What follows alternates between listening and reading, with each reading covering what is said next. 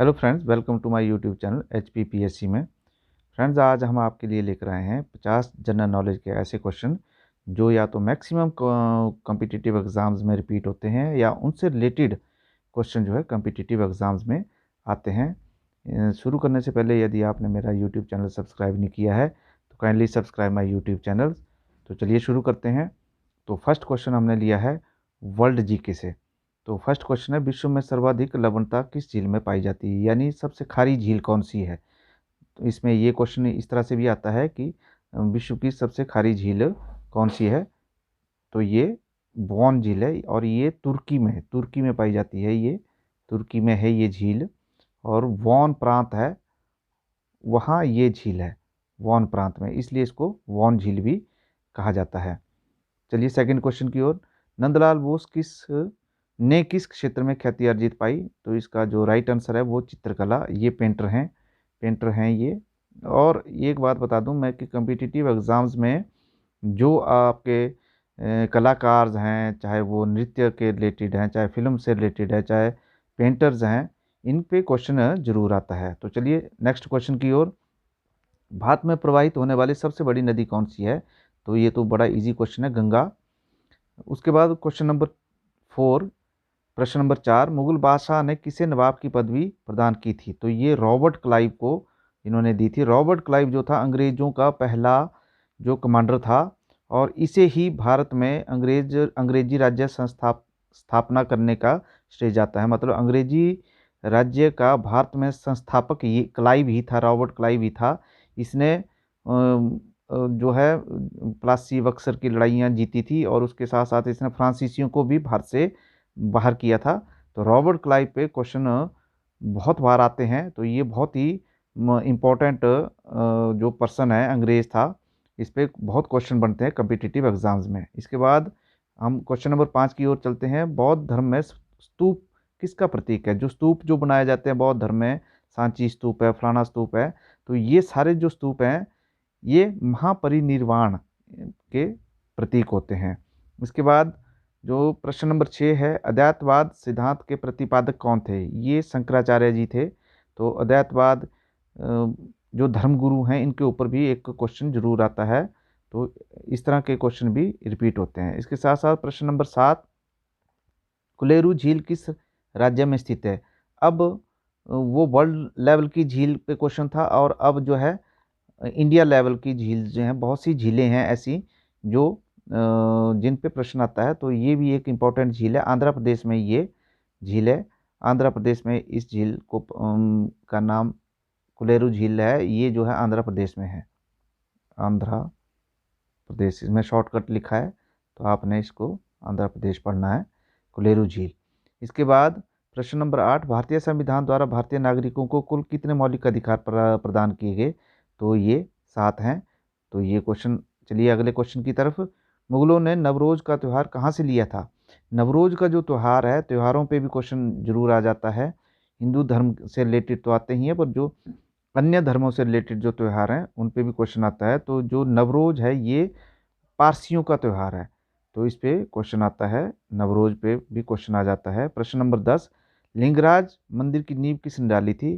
तो ययाति केसरी ने डाली थी। इसके बाद क्वेश्चन नंबर 11, परमाणु शक्ति संयंत्र किस सिद्धांत पर काम करता है। ये साइंस से रिलेटेड क्वेश्चन है।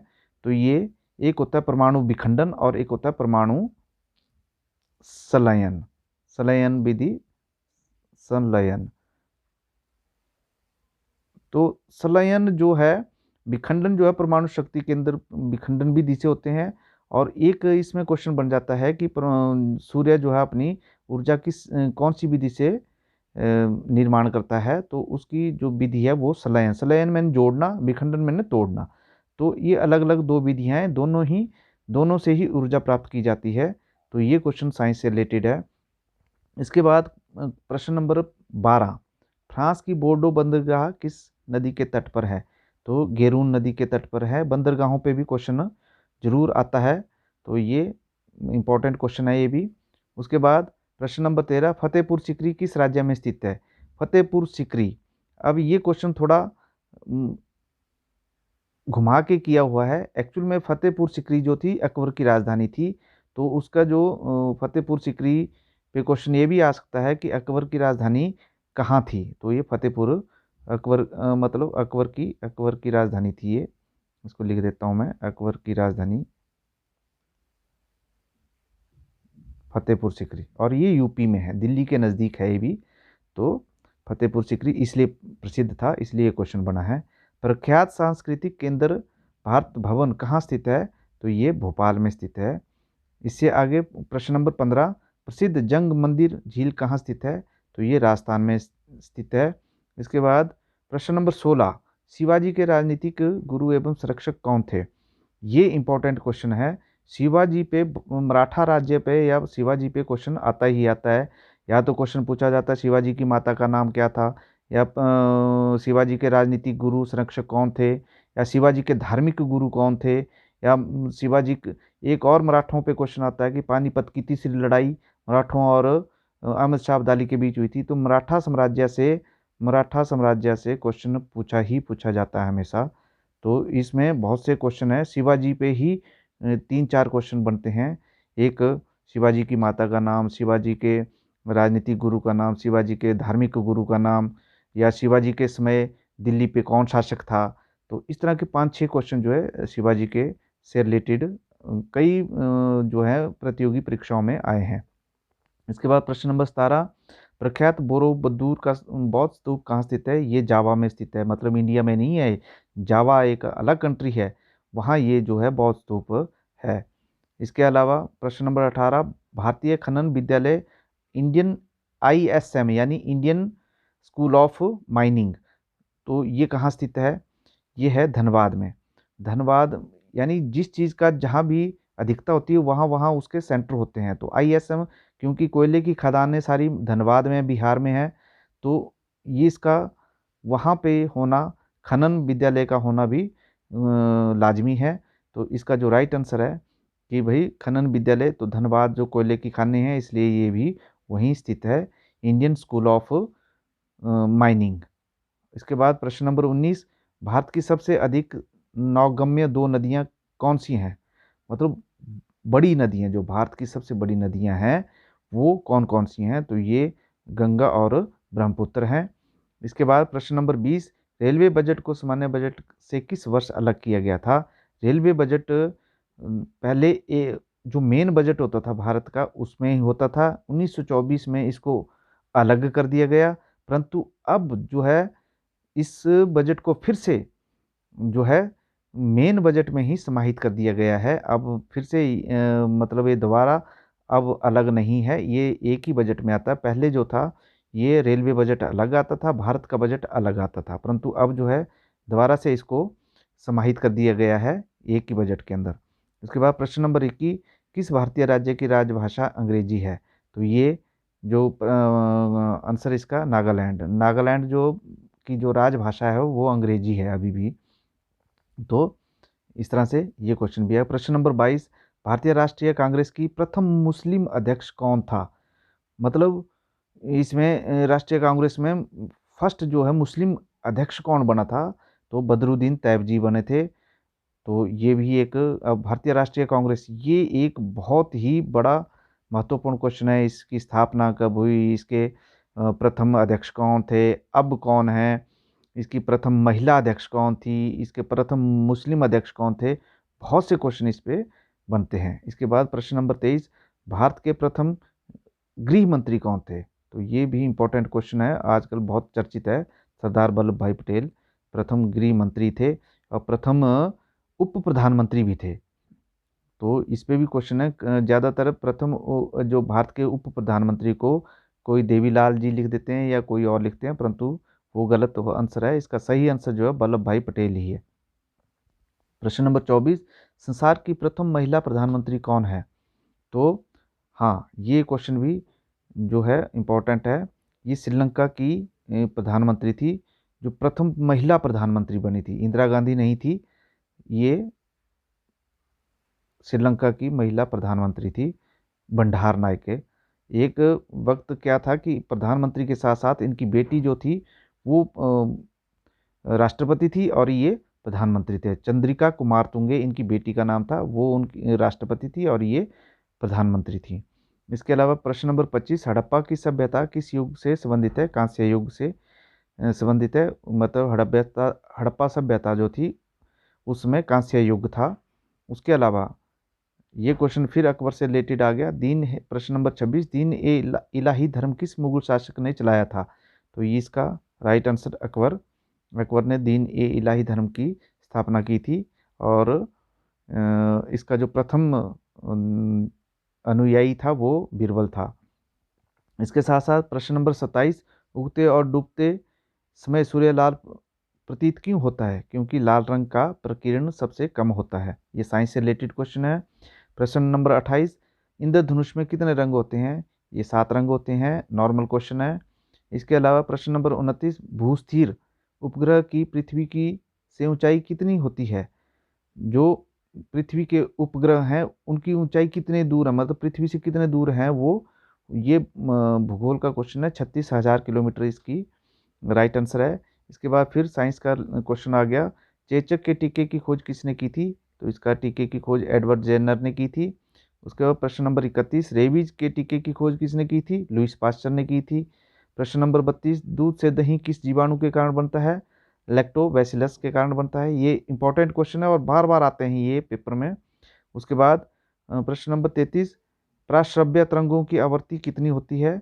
मतलब जो हमारे कान कितनी हर्ट्ज तक सुन सकते हैं? तो इसका अर्थ ये हुआ, प्राश्रव्य का मतलब ये हुआ कि हमारे कान जो हैं कितनी जो है फ्रिक्वेंसी जो है सुन सकते हैं। तो ये है 20,000 हर्ट्ज, 20,000 हर्ट्ज तक की हमारे कान जो हैं सुन सकते हैं। इसके अलावा 34, प्रश्न नंबर 34, परमाणु बम किस सिद्धांत पर कार्य करता है? ये फिर वही क्वेश्चन रिपीट होके आ गया। नाभिकीय विखंडन और नाभिकीय संलयन, दो विधियां मैंने बताई थी, तो नाभिकीय विखंडन पे आधारित है परमाणु बम। उसके अलावा विद्युत धारा की इकाई कौन सी है?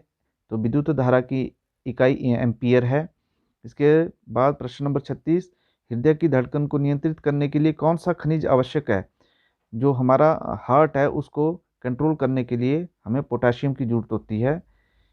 इसके अलावा प्रश्न नंबर 37, पेनिसिलिन की खोज किसने की थी? खोज पे एक क्वेश्चन जरूर आता है कम्पिटिटिव एग्जाम में, डिस्कवरी पे क्वेश्चन जरूर आ जाता है, साइंटिफिक खोज पे। तो इसका पेनिसिलिन की खोज की थी अलेक्जेंडर फ्लेमिंग ने। ये बहुत कई बार क्वेश्चन आता है।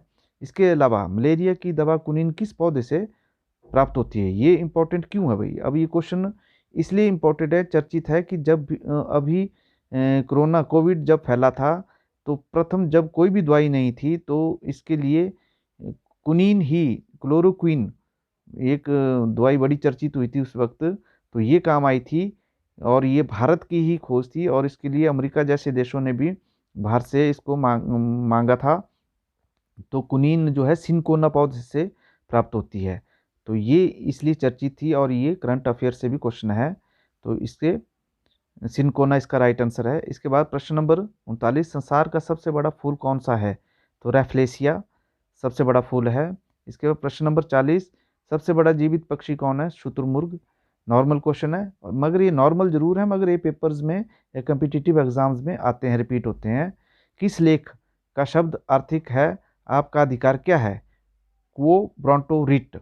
हाँ, ये क्वेश्चन बहुत चर्चित है क्योंकि ये क्वेश्चन जो है मैंने देखा अभी पंजाब पुलिस का टेस्ट हुआ उसमें भी आया था, उससे पहले भी कई बार ये क्वेश्चन आ चुका है। तो ये इसका शाब्दिक अर्थ है आपका अधिकार क्या है, क्वो ब्रॉन्टो रिट। इसके बाद प्रश्न नंबर 42, सुप्रीम कोर्ट एवं उच्च न्यायालय के न्यायाधीशों को किस प्रक्रिया द्वारा हटाया जा सकता है? पॉलिटिकल साइंस का क्वेश्चन है। संसद द्वारा महाभियोग, इनको ऐसे नहीं हटाया जा सकता है।